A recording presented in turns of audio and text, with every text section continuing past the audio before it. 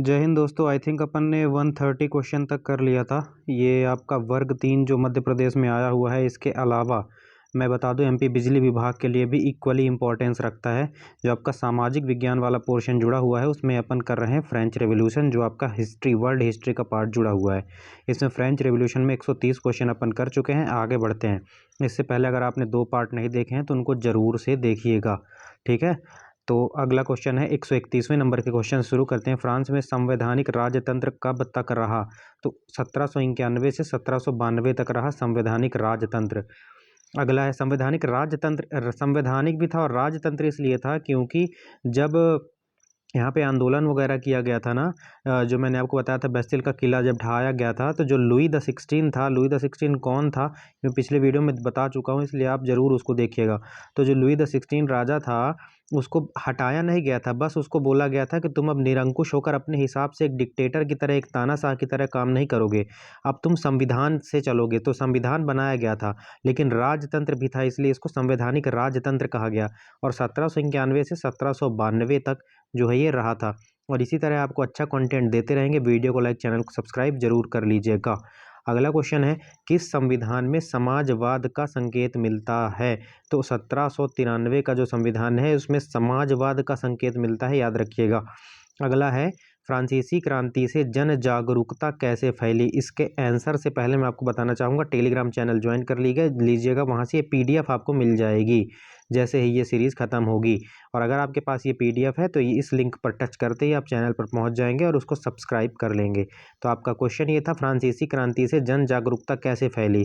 तो ये जन जागरूकता मतलब कैसे फैली? समाचार पत्रों के माध्यम से, क्योंकि लोग पढ़ लिख भी गए थे। पहले फ्रांस के लोग पढ़े लिखे नहीं थे बहुत ज़्यादा, लेकिन जब लोग पढ़ लिख गए, जब तीसरा वर्ग देखिए, पहला वर्ग, दूसरा वर्ग और तीसरा वर्ग में बटा हुआ था समाज, मैंने पिछले वीडियो में आपको बताया है, ठीक है। पादरी, कुलीन और आम लोगों के बीच में बटा हुआ था। तो जब तीसरे वर्ग के लोग पढ़ लिख गए तो उनके बीच में जो है ये जो भावना है जन जागरूकता, जो एक अवेयरनेस है, अवेयरनेस है कि उनके खिलाफ अत्याचार हो रहा है कि क्या हो रहा है, ये सब कैसे फैला? तो लोगों ने लिखा, तो लोगों ने लिखा कहाँ? समाचार पत्रों के माध्यम से फैला। क्लब बनाए गए, बड़ा फेमस क्लब था जैकोबिन क्लब, आपको मालूम होगा, जिससे बिलोंग करता था रॉबेस्पियर, जिसने गुलेटिन नाम का एक डिवाइस बनाया था जो सिर काटने वाला था, और उसके शासन को आतंक का शासन, रेन ऑफ टेरर कहा जाता था। मैं सब बता चुका हूँ, ठीक है। और घोषणाओं के द्वारा, तो समाचार पत्र, क्लब और घोषणाओं के द्वारा जो है जन जागरूकता फैल रही थी फ्रांस के रेवोल्यूशन में। अगला है, फ्रांस की आर्थिक स्थिति खराब क्यों हो गई थी? तो अमेरिकी युद्ध में भारी खर्च और विलासिता के कारण फ्रांस की जो आर्थिक स्थिति थी वो खराब हो चुकी थी। तो याद रखिएगा, अमेरिकी युद्ध में भारी खर्च और विलासिता के कारण फ्रांस की जो आर्थिक स्थिति थी, बहुत ज़्यादा पैसा खर्चा हो गया था, तो खराब हो गई थी। ताजपोशी के समय, अगला प्रश्न है आपका, ताजपोशी के समय नेपोलियन ने क्या किया था? तो खुद अपने सिर पर इसने ताज रख दिया था। और भारत का नेपोलियन समुद्रगुप्त को कहते हैं, याद रखना। और अगला प्रश्न है, क्रांति की प्रयोगशाला किसे कहा जाता है? तो फ्रांस को ही क्रांति की प्रयोगशाला कहा जाता है। एक से एक क्वेश्चन आपको मिलेंगे। ज़्यादा डिटेल में नहीं जा रहे हैं क्योंकि ये डिटेल वाला नहीं है, आपके पास इतना समय भी नहीं है, आपको चाहिए फैक्ट, और मैं फैक्ट आपको दे रहा हूँ। 1792 में किस पर हमला हुआ था जिससे क्रांति तेज हो गई थी? तो जो रॉयल पैलेस था, ठीक है, उस पर हमला हुआ था और क्रांति बहुत तेज हो गई थी, याद रखना। क्रांति के दौरान किस नई समय प्रणाली का प्रयोग हुआ था? तो फ्रांसीसी गणराज्य कैलेंडर का प्रयोग हुआ था। याद रखना, सबसे पहले मापन की जो पद्धति थी वो फ्रांस से ही आई थी, ठीक है, याद रह जाएगा। अच्छा क्वेश्चन है, ठीक है। अगला क्वेश्चन है, कौन सा कर चर्चों के द्वारा लिया जाता था? तो जो टाइथ नाम का कर था, ये चर्च लिया करते थे, ठीक है। अगला है, किस कर को नमक कर कहा जाता था? नमक कर कहा जाता था, तो नमक कर गैबल को कहा जाता था, ठीक है। टाइथ नाम का कर था, उसे चर्च लेते थे, और ये गैबल जो था, ये जो है नमक कर के नाम से जाना जाता था। नेपोलियन की मृत्यु कहाँ हुई थी? बड़ा इंपॉर्टेंट क्वेश्चन है। सेंट हेलेना द्वीप पर नेपोलियन की मृत्यु हुई थी। अगला है, फ्रांस का पहला गणराज्य कब तक रहा? तो 1792 से 1804 तक फ्रांस का पहला गणराज्य रहा। वो अलग था, राजतंत्र, संवैधानिक राजतंत्र अलग है, ये गणराज्य के रूप में फ्रांस रहा था, ठीक है। रेवोल्यूशनरी ट्राइब्यूनल किसने बनाया था? तो नेशनल कन्वेंशन ने बनाया था, याद रखना, पूरा फैक्ट है। अगला क्वेश्चन है, क्रांति के दौरान महिलाओं की सबसे प्रसिद्ध मांग क्या थी? तो वोटिंग राइट। मैंने आपको बताया था महिलाओं को वोटिंग राइट नहीं दिए गए थे, तो क्रांति के दौरान महिलाओं की सबसे प्रसिद्ध मांग यही थी कि वोटिंग राइट दिए जाए, क्योंकि महिलाएं भी सिटीजन होती हैं और उन्हें ही अपने सिटीजन को ही वोटिंग राइट न देना एक अच्छी डेमोक्रेसी नहीं होती है। तो इसीलिए क्रांति के दौरान महिलाओं का सबसे प्रसिद्ध मांग वोटिंग राइट था, वोटिंग का अधिकार। अगला क्वेश्चन है, नेपोलियन के शासनकाल में प्रेस कैसे फैली थी? तो ये नियंत्रित थी, सेंसरशिप से लदी हुई थी, नियंत्रित थी, नेपोलियन इसे नियंत्रित करता था। अगला क्वेश्चन है, किस पुस्तक में मॉन्टेस्क्यू ने शक्ति विभाजन की बात की है, पावर शेयरिंग की बात की है? तो स्पिरिट ऑफ लॉज नाम की एक बुक है, इसमें मॉन्टेस्क्यू ने लिखा है और इसमें पावर शेयरिंग की बात कही गई है। पावर शेयरिंग एक अलग से चैप्टर ही होता है जो आपके 10th क्लास में दिया गया है ना, तो उसके हिसाब से जो है अभी अपन नहीं पढ़ रहे हैं, अपन फैक्ट देख रहे हैं। अगला है, नेपोलियन की हार का प्रमुख कारण क्या था? तो रूस पर हमला कर दिया था नेपोलियन ने और यूरोपीय गठबंधन जो बना हुआ था, इसके कारण नेपोलियन की हार जो है ये कारण बना हुआ था नेपोलियन का। अगला है, फ्रांसीसी क्रांति के बाद कौन सा संवैधानिक ढांचा आया था? तो डायरेक्टरी आया था, याद रखना। अगला क्वेश्चन है, ओलंप डेगोस को क्यों मारा गया था? सरकार की आलोचना ओलंप डेगोस ने कर दिया था, इसीलिए उनको जो है मार दिया गया था, क्योंकि सरकार की आलोचना उस टाइम पे बिल्कुल भी एक्सेप्टेबल नहीं थी। ठीक, अभी भी आप देखते हैं ये होंगे कि प्रो गवर्नमेंट चैनल बहुत सारे होते हैं ना, गवर्नमेंट के खिलाफ बहुत कम चैनल ही जाते हैं। वो अभी के परिप्रेक्ष्य में भी आप देख सकते हैं। तो उस ज़माने में तो डिक्टेटरशिप टाइप के राजा हुआ करते थे, तो उस टाइम पे वो बिल्कुल सहन नहीं कर पाते थे। अगर उनके विरोध में कुछ भी लिखा तो आपको मार ही दिया जाएगा। ओलंप डेगोस को इसीलिए मार दिया गया था। ठीक है, अब बताइए ओलंप डेगोस कौन थे? अगला है, महिलाओं के अधिकारों की घोषणा कब प्रकाशित हुई? 1791 में। अगला है, फ्रांस में सबसे पहले किसने संसद की मांग की? तो तीसरे वर्ग ने सबसे पहले संसद की मांग की, क्योंकि सबसे ज़्यादा इन्हीं को सताया गया था, सबसे कमज़ोर वर्ग यही था और सबसे ज़्यादा संख्या में भी यही थे। अगला है, किसने फ्रांसीसी क्रांति को मानव अधिकारों की क्रांति कहा? तो वॉल्टेयर ने फ्रांसीसी क्रांति को मानव अधिकारों की क्रांति कहा है, याद कर लीजिएगा। अगला है, कौन सा वर्ग शहरी श्रमिक कहलाता था? तो सॉ कुलाट्स नाम का एक वर्ग था जो शहरी श्रमिक कहलाता था। सीधा आपसे पूछेगा, जो सॉन्स कुलॉट है उसका अर्थ क्या होता है? तो उसका अर्थ होता है बिना घुटने वाली पतलून पहनने वाले गरीब मजदूर वर्ग। इसका मतलब होता है, फ्रेंच वर्ड है सैंस कुलॉट। ठीक है, तो इसको मतलब होता है बिना घुटने वाली पतलून पहनने वाला गरीब मजदूर वर्ग। याद रखना, बहुत इंपॉर्टेंट क्वेश्चन हो जाता है। किसने कहा क्रांति अपने बच्चों को खो जाती है? इसे डेंटन ने कहा था। अगला है, डेंटन किस क्रांतिकारी गुट से जुड़ा था? तो जैकोबिन क्लब का जुड़ा हुआ था। रॉबेस्पियर भी जैकोबिन क्लब का था, मैंने आपको बताया। अगला है, लॉज ऑफ सस्पेक्ट्स का क्या अर्थ था? बिना प्रमाण के लोगों को देशद्रोही घोषित कर देना। जैसे हमारे यहाँ एक रॉलेट एक्ट आया था ना, कि बिना प्रमाण, बिना वकील, बिना दलील का कानून हुआ करता था, वो सब कॉन्सेप्ट यहीं से लिए गए, फ्रेंच रेवोल्यूशन से ही लिए गए। तो यहाँ पर बिना प्रमाण के ही लोगों को देशद्रोही घोषित कर देना और उनको फिर फांसी पर लटका देना, ये था लॉज ऑफ सस्पेक्ट्स। अगला है, डायरेक्ट। इसीलिए तो फ्रांस को क्रांति की जननी कहा जाता है मेरे भाई। ठीक है, हर जगह से आपको फ्रेंच रेवोल्यूशन का हर देश में आपको कुछ ना कुछ अंश जो है देखने के लिए मिलेगा। अगला है, डायरेक्टरी शासन का पतन क्यों हुआ? भ्रष्टाचार और अस्थिरता के कारण ही डायरेक्टरी शासन का अंत हुआ। अगला है, नेपोलियन ने किसके विरुद्ध तख्ता पलट किया? डायरेक्टरी शासन के खिलाफ तख्ता पलट किया था नेपोलियन ने। अगला है, फ्रांसीसी क्रांति के दौरान किसानों को क्या लाभ मिला? ये भू स्वामित्व तो मिल गया था उन्हें। पहले वो बंधुआ मजदूर टाइप के हुआ करते थे, लेकिन अब उन्हें भू स्वामित्व भी मिल गया था। अगला क्वेश्चन है, अगला क्वेश्चन से पहले मैं आपसे रिक्वेस्ट करूंगा, कंटेंट अच्छा लगे तो study with Sanju SDL YouTube channel को सब्सक्राइब करके सपोर्ट जरूर करें। अगला है, किस देश ने फ्रांस के खिलाफ सबसे पहले युद्ध छेड़ा था? तो ऑस्ट्रिया। ऑस्ट्रेलिया नहीं है, ऑस्ट्रिया है, ऑस्ट्रिया। इसने सबसे पहले जो है फ्रांस के खिलाफ युद्ध की घोषणा कर दी थी। अगला है आपका, किस घटना के बाद फ्रांस गणराज्य बन गया? रॉयल पैलेस पर हमले के बाद जो 1792 में हुआ, तो इसके बाद फ्रांस गणराज्य बन गया था, याद रखिएगा। अगला है, फ्रांसीसी क्रांति से प्रेरित होकर भारत में किसने आंदोलन किया था? तो राजा राम मोहन राय आदि ने यहाँ पर आंदोलन किया था भारत में। और भारतीय पुनर्जागरण का जनक राजा राम मोहन राय को कहा जाता है। और सती प्रथा का अंत विलियम बेंटिक के साथ मिलकर 1829-30 में राजा राम मोहन राय ने ही जो है सती प्रथा का अंत करवाया था। फादर ऑफ इंडियन रेनेसां या भारतीय पुनर्जागरण के जनक के रूप में राजा राम मोहन राय को जाना जाता है, बहुत ही फेमस पर्सनालिटी हैं। अगला क्वेश्चन है, क्रांति में सबसे अधिक भूमिका किस वर्ग की थी? तो मध्य वर्ग की सबसे ज़्यादा भूमिका क्रांति में थी। ठीक है, मध्य वर्ग। अगला है फ्रांसीसी क्रांति का वैश्विक महत्व क्या था? लोकतंत्र, समानता और मानवाधिकारों का प्रचार, ये फ्रांसीसी क्रांति का वैश्विक महत्व था। अगला है रेन ऑफ टेरर का प्रमुख उद्देश्य क्या था? क्रांति के विरोधियों का दमन कर देना।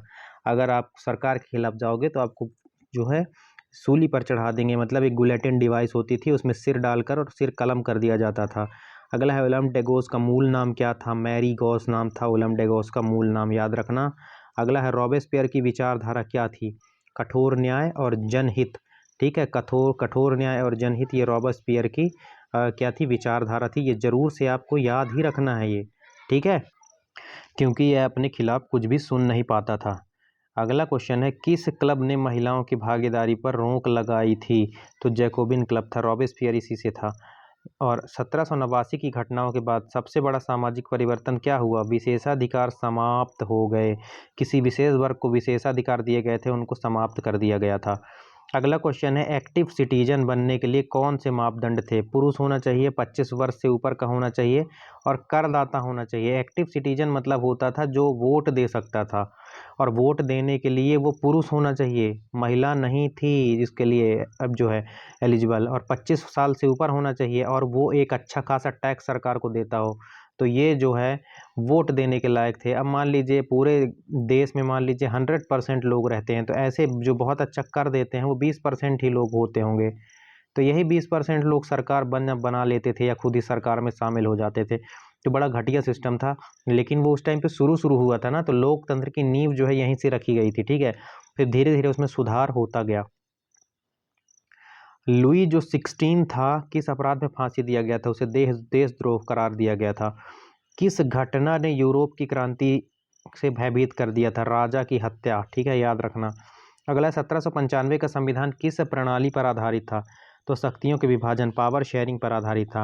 और पावर शेयरिंग का कॉन्सेप्ट किसने दिया? मुझे कमेंट सेक्शन में बताओ, अभी अभी अपन ने डिस्कस किया। अगला क्वेश्चन है डायरेक्टरी में कार्यपालिका कितनी थी? तो 5 सदस्य थी डायरेक्टरी में, कार्यपालिका 5 सदस्य थी, याद रखिएगा। नेपोलियन ने कोड सिविल कब लागू किया था? 1804 में, जिसे नेपोलियन कोड भी कहते थे। अगला है फ्रांस में बैक ऑफ फ्रांस किसने शुरू किया? नेपोलियन ने ही शुरू किया था। फ्रांसीसी क्रांति में कानूनी समानता का क्या अर्थ था? सभी नागरिकों को समान कानून, वही तो होगा कानूनी समानता। अगला है फ्रेंच क्रांति में शिक्षा की क्या भूमिका थी? तो जन जागरूकता और क्रांतिकारी विचारधारा को मजबूत करना, यही शिक्षा की भूमिका थी। रॉबेस्पियर की मृत्यु के बाद सत्ता किसके हाथ में चली गई? डायरेक्टरी के हाथ में चली गई, याद रखना। अगला है कि इस क्रांति से फ्रांसीसी क्रांति को समर्थन मिला। अमेरिकी स्वतंत्रता संग्राम अपन देख चुके हैं। राजा को फांसी किस स्थान पर दी गई थी? तो प्लेस डे ला कॉन्कॉर्ड में दी गई थी। ये तो फ्रेंच वर्ड है, लेकिन याद रख लेना, डायरेक्ट पूछेगा। राजा को फांसी यहाँ पर दी गई थी। ठीक है, महिलाओं के आंदोलन का प्रतीक क्या बना? पेरिस से वर्साय तक मार्च। पेरिस से वर्साय तक इन्होंने मार्च निकाला था, और यही महिलाओं के आंदोलन का प्रतीक बन गया। और महिलाओं की प्रमुख मांग थी हमें भी वोटिंग अधिकार देना चाहिए, वोटिंग राइट चाहिए। अगला है किसने कहा क्रांति का मतलब स्वतंत्रता की जीत होती है? मिराबो ने कहा था। अगला है मिराबो किस वर्ग से था? ये दूसरे वर्ग से था, मतलब कि ये कुलीन था, मतलब कि ये जो है पैसे वाला था मिराबो, और इसी ने कहा था क्रांति का मतलब स्वतंत्रता की जीत। अगला है फ्रांस में मुद्रास्फीति का कारण क्या था? तो असंगठित कर प्रणाली और खर्च। ठीक है, याद रखना। किसने रिपब्लिक ऑफ वर्च्यू का विचार दिया? रॉबेस्पियर ने ही दिया था। अगला है नेपोलियन को क्रांति का पुत्र क्यों कहा गया? वह क्रांति के बाद सत्ता में आया था।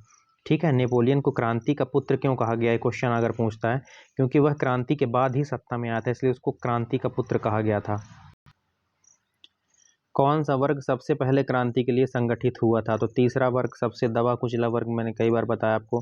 अगला है किस संविधान में नागरिक अधिकारों का विशेष उल्लेख था? तो 1793 का संविधान था, उसी में था। अगला है किसने संपत्ति का जो है समान वितरण का समर्थन किया? तो जैकोबिन ने किया था। संपत्ति का समान वितरण होना चाहिए, किसी के पास ज़्यादा किसी के पास कम नहीं होना चाहिए। अगला है किसके नेतृत्व में महिलाओं ने रानी से मिलने की मांग की थी? तो बाजार की महिलाओं ने जो है रानी से मिलने की मांग की थी। अगला क्वेश्चन है किस क्रांतिकारी नेता ने महिलाओं के अधिकारों का विरोध किया था? तो रॉबेस्पियर, बहुत ही कट्टर टाइप का था, बलबन टाइप का आदमी था ये। हमने दिल्ली सल्तनत में बलबन पढ़ा है ना, नहीं पढ़ा है, अगर आपको आगे और भी अच्छा कंटेंट चाहिए सब्सक्राइब कर लीजिए। बार बार बोल रहा हूँ, आपको बहुत फ़ायदा होगा। मैं बाहर गया था इसलिए डेली आपको जो है वीडियो नहीं दे पा रहा था, उसके लिए क्षमा प्रार्थी हूँ, लेकिन अब से आपको डेली वीडियोज़ मिलेंगी। अगला है, फ्रांस में कृषि सुधार कब लागू हुआ? क्रांति के बाद ही कृषि सुधार लागू हुए। 1792 के चुनाव में किसको वोट का अधिकार मिला था? सभी पुरुषों को मिला था, हजारों बार बता चुके। किस क्रांतिकारी को शांति का पुजारी कहा गया? डेंटन को क्रांति का पुजारी कहा, शांति का पुजारी कहा गया, ठीक है, डेंटन को याद रखना। अगला है, कमेटी ऑफ पब्लिक सेफ्टी का उद्देश्य क्या था? तो देश की सुरक्षा और आंतरिक नियंत्रण ही कमेटी ऑफ पब्लिक सेफ्टी का उद्देश्य था। अगला है, किसके शासन में स्वतंत्र प्रेस पर रोक लगाई गई? रॉबेस्पियर के शासन में, बहुत बार बता चुके हैं। और अगला क्वेश्चन है आपका, अगला क्वेश्चन है, संविधान 1795 में कितने सदनों वाली विधायिका थी? तो 2 सदनों वाली, काउंसिल ऑफ 500 और काउंसिल ऑफ एल्डर्स ये थी, ठीक है, संविधान 1795 में, याद रखना। और आज का आखिरी क्वेश्चन है, 200वें नंबर का क्वेश्चन है, फ्रांसीसी क्रांति में सबसे अधिक प्रभावित वर्ग कौन सा था? तो किसान और मध्यम वर्ग, ये जरूर याद रखना। तो 200 क्वेश्चन अपन ने कंप्लीट कर लिया है, इसमें 200 के करीब क्वेश्चन अभी और बचे हुए हैं, तो ये अपन कल देख लेंगे। रेगुलर इसको 2-3 क्लासों में कंप्लीट कर देंगे, क्योंकि बहुत ज़्यादा आपको फैक्ट देने से जो है दिमाग में भी तो जोर पड़ता है, तो इसलिए कल देख लेंगे। कल जो है 100 क्वेश्चन करीब देख लेंगे और 100 परसों, इसको 2 से 3 पार्ट में अपन ख़त्म करेंगे, ठीक है। तो बहुत ही शानदार ये सेशन होने वाला है, तो चैनल को सब्सक्राइब करके सपोर्ट जरूर करें। आपका जो सामाजिक विज्ञान वाला पोर्शन जुड़ा हुआ है, उसमें हम अपना जो है आपकी तैयारी में सहभागिता चाहते हैं। हम भी चाहते हैं कि हम अपना कंटेंट आपको डिलीवर करें जो आपको सीधे एग्ज़ाम में क्वेश्चन फोड़ने में जो है आपको हेल्प कर सके। और आप अगर मेंबरशिप चाहते हैं तो आप हमारे चैनल पर मेंबरशिप भी ले सकते हैं। तो मेंबरशिप का ऑप्शन दिया हुआ है, बिल्कुल नॉमिनल सी जो है उसमें चार्ज है, तो मेंबरशिप आप ले सकते हैं। कोई ऐप वगैरह लॉन्च तो कर नहीं रहे अपन, तो पीडीएफ वगैरह आपको एक्सक्लूसिव जो पीडीएफ है वो मेंबर्स को ही मैंने देने का प्लान करा हुआ है, ठीक है। बाकी जैसा आप जो है कमेंट में बताएंगे, ऐसा कुछ नहीं है कि मेंबरशिप आपको लेना ही लेना है, ठीक है। आप जो है चैनल को सब्सक्राइब कर लेना, बस हो गया, इतना ही बहुत है मेरे लिए, ठीक। अभी मेंबरशिप आप रहने दीजिए, पीडीएफ वगैरह मैं दे दूंगा ऐसे ही, क्या मतलब जो है ज़्यादा तामझाम करने का कोई मतलब नहीं है ना। तो आप चैनल को सब्सक्राइब करके सपोर्ट जरूर करना। टेलीग्राम चैनल ज्वाइन कर लेना, वहीं पीडीएफ डाल दूंगा। मेंबरशिप लेना होगा तो लेना भाई, आपको अगर वैल्यू कंटेंट लगता होगा, कभी मांगने की ज़रूरत पड़ेगी तो आपसे डायरेक्ट बोल दिया जाएगा, ठीक है। तो आप 1-2 रुपये दे दिया करना आप, ठीक है। चलिए ठीक है, मिलते हैं अगले पार्ट में, तब तक के लिए जय हिंद जय भारत।